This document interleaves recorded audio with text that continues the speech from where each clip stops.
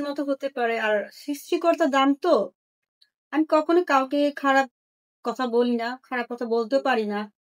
কারণ আমি একজন মানুষ, রানু মণ্ডল একজন মানুষ। আর একটা মানুষ হয়ে আমি আরেকটা মানুষের কখনো খারাপ বলবো না।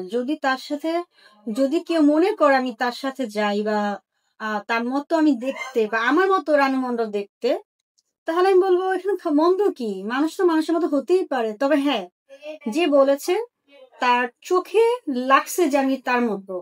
এখন এরকম যদি আরো 10 জন বলতো তখন আমি বুঝতে পারতাম যে হ্যাঁ, সত্য কথা বলেছে। তো একজনের কথায় কিন্তু আমি তার মতো হতে পারি না। অনেকে বলে আপনার চুলগুলো নকল আপু, হুম, তাদের উদ্দেশ্যে কি বলে? হ্যাঁ, তা তো মিথ্যে বলছে না। তবে যারা বলছে তারা সত্য কথাই বলেছে। তো ফ্যাশন করতে না অনেক টাকা লাগে। ফ্যাশন করতে অনেক টাকা লাগে। বা আমি প্রত্যেকটা হেয়ার যে পরি অনেক দামি হেয়ার, এগুলো বাংলাদেশে কোনো হেয়ার না। সো আপনাকে এইমাত্র একটা নিউজ দেখলাম যে হলিউডের নায়িকার সাথে তুলনা করা হলো প্রেস ক্লাবের সামনে। তাই নাকি? হ্যাঁ, কোন নায়িকা? হলিউডের যে কোনো নায়িকা যে রয়েছে তাদের মতো আপনাকে দেখাচ্ছে। একবার রানু মণ্ডল বলছো সিঙ্গার, একবার বলছো কোনো হিরোইনের কথা, মানে কি? তোমরা ভাই পারো। এবার রাখো, হয়েছে তো।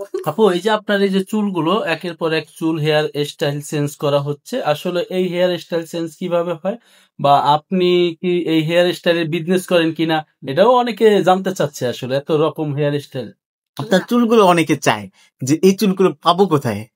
আচ্ছা, প্রথমত আমি হেয়ারের বিজনেস করি না, আমি কাপড়ের বিজনেস করি।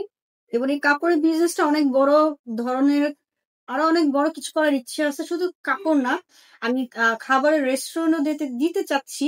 তবে এগুলো আসলে অনেক প্ল্যানিং ব্যাপার, অনেক টাইমের ব্যাপার। এই রাজের সাথে রিলেশন হওয়ার পর থেকে কিন্তু আমি আসলে কোনো কিছু আগাতে পারিনি। তো দেখি রাজের সাথে যে ঝামেলাটা যাচ্ছে আমার, আমি আশা করি রাজের সাথে ঝামেলাটা খুব দ্রুত শেষ করতে পারবো। শেষ হয়ে গেলে আমি আমার বিজনেস গুলো আবার হাতে নিব। আর যারা আমার হেয়ারটা পছন্দ করছে বা আমার হেয়ার যারা নিতে চায়, আমি আসলে কখনোই বলবো না আমি আমার হেয়ার গুলো কোত্থেকে নিয়ে আসি, সে অ্যাড্রেস আমি কখনোই বলবো না। কারণ আমি যা করি আমি চাই না অন্য কেউ পড়ুক। আমি স্পেশাল যেহেতু আছি, স্পেশাল থাকতে চাই, এটা আমার ক্রেডিট।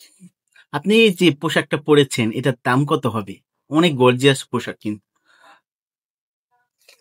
এটা সিক্রেট, আমি বলবো না। না আপু, আজকে বলতেই হবে। কয়েক লাখ টাকা নাকি? প্লিজ, লাখ টাকা তো অবশ্যই না, এটা 15,000 টাকা। 15,000 টাকা? এর আগে একটা ইন্টারভিউতে গোলাপি কালারের একটা ড্রেস পরলেন, ওটার কত প্রাইস হবে? গোলাপি না, ওটা আপনার যে মানে লাস্ট যেটা মানে হ্যাঁ এর আগে হ্যাঁ যেটা করেছে। হ্যাঁ হ্যাঁ, যেটা নিয়ে এত আলোচনা। ও মাই গড, ওগুলা এত কিছু জানার কি দরকার? একটু জানি না আপু, অনেকেই তো জানতে চায় আপনার লাইফ স্টাইল সম্পর্কে।